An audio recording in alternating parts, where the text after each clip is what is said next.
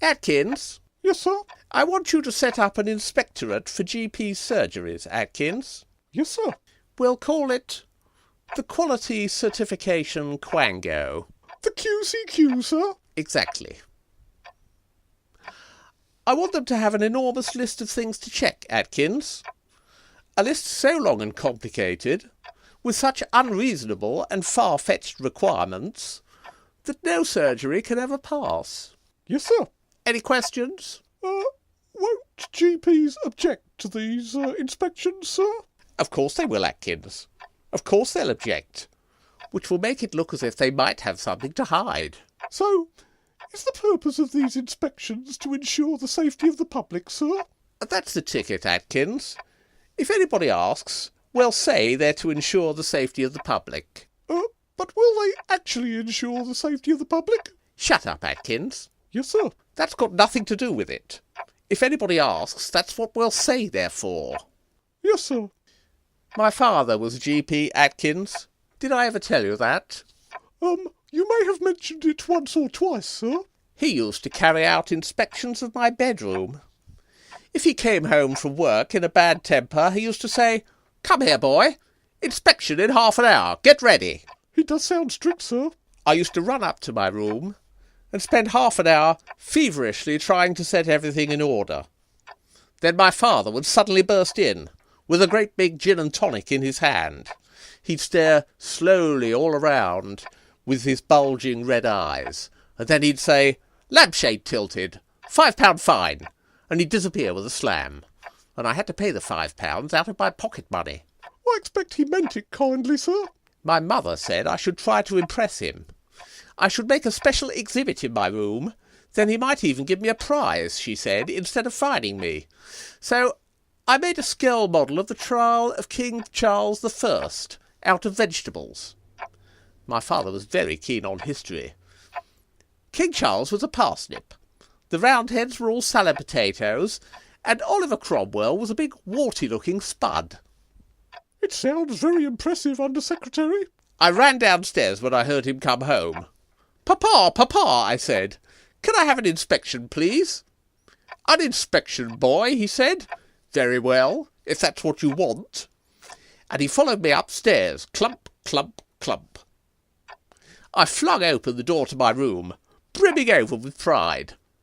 "Look, Papa," I said, "it's the trial of King Charles I.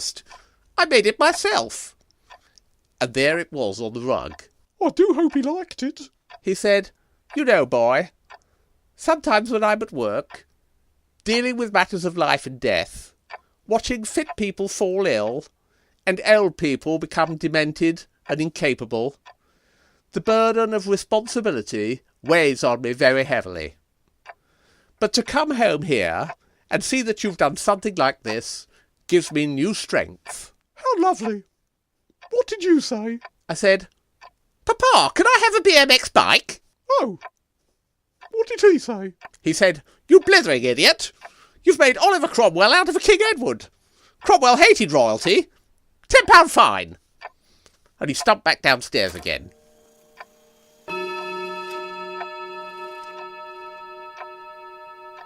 Would you like a small dry sherry, sir? Yes, please.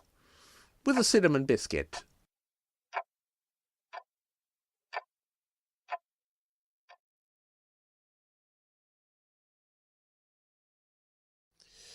What can I do for you today, Mrs. Hattersley? Well, actually, Dr. Harry, it's about your mother. My mother? Yes. As you know, she's a neighbour of mine. Yes. Well, I called on her the other day to ensure that we could count on her vote for Brexit in the forthcoming referendum, and I must say I was rather concerned about her state of mind. How do you mean, exactly? Well, for one thing, she didn't seem to know what Brexit meant. I see. And that's not all. She also seemed to be wearing an unreasonably large number of hair clips. Hair clips? Exactly. A quite unnecessary number of hair clips. And to top it off, her house wasn't at all feng shui. Good grief. The lovely fruit bowl, which she normally keeps on her dining room table, was sitting next to the telephone in the front hall. Can you imagine? And in the middle of the dining room table, where the fruit bowl should have been, there was a potted plant. Oh, for goodness sake. Exactly what I said myself. Naturally, I swapped them back, and she then became quite argumentative. She's clearly not in her right mind, so I offered to check the rest of the house. Yes, thank you, Mrs. Hattersley. I think I've heard enough. Her ornaments were quite disarranged. Yes, thank you, Mrs. Hattersley. Well, I'll say no more. I can see that you're shocked and disturbed, as I was myself. You must remember to brace up before you go round there. I'll bear that in mind. Would you like me to call on your mother again, say in a fortnight's time, and report back to you? No thank you, Mrs. Hattersley. That's very kind of you, but I'm sure it won't be necessary. Then I'd better hurry home to my cat Tiddles. He doesn't like it if I'm late for Pointless. Would you like a cup of coffee, Dr. Airy? Haven't we got any cake? No, we haven't. You ate it. Well, what about those chocolate biscuits? You ate them too. What about that big bag of Twiglets? You scoffed them yesterday. Well, I don't think it's fair. I don't see how I can be expected to cope with all this stress without something nice to eat. Why, what's up? Oh, it's Mrs. Hattersley. Oh, she came in here just now, specially to tell me that my mother has got her fruit bowl in the wrong place. Oh, that's nothing. She rang me up once to tell me my garden shed was the wrong colour. That woman's beyond belief. Telephone! Haven't we even got a bag of sugar? I could just spoon sugar straight into my mouth. It's for you, Dr. Airy. Bollocks. Who is it? It's your mother. Oh. Hello, Mum. Robert? What's the matter, Mum? I want you to call the police, please. The police? Why, what's happening? Well, there's an intruder in my house. A yellow man. What? There's a yellow man here. He's moving all my things around. What do you mean, a yellow man? Oh, you know, Robert, one of those yellow men. From outer space. Outer space? Yes, you know the ones. You see them on the... You know, you meet them on the, what's it called? When they come into your house. Well, what makes you think he comes from outer space? Well, there's some writing on my bedroom wall. And it's obviously not normal writing. It's outer space writing. All right, I'm on my way over.